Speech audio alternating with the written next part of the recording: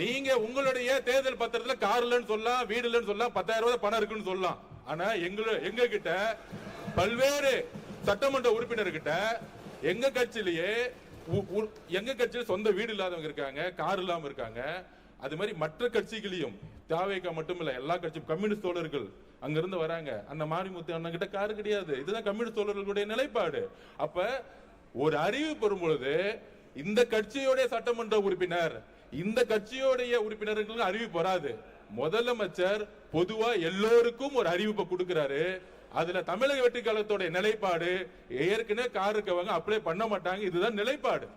இது எல்லா கட்சியோட நிலைப்பாடு அப்படிதான். ஆனா அறிவிப்பு தனி செயலாளர்ங்கிற அறிவிப்பு, ஒரு சட்டமன்ற உறுப்பினர் 3 லட்சம் மக்களை போய் பார்க்க வேண்டிய நிர்பந்தம் இருக்கு, அவரோட தொகுதிக்கு போக வேண்டிய நிர்பந்தம் இருக்கு, ஊர்ல இருந்து வர வேண்டிய நிர்பந்தம் இருக்கு. அதனால இது ஒரு உரிமையா பண்ணிருக்கார தவிர இதுல ஆடம்பரம், காருங்கிறது ஆடம்பரம் கிடையாது, மக்களை சந்திக்கக்கூடிய ஒரு தேவை. ஊழல் இல்லாத சட்டமன்ற உறுப்பினர்களுக்கு கார் இன்னைக்கு தேவை, மக்களை பார்க்க போனோம், அதுதான் நாங்க பதிவு பண்றோம்.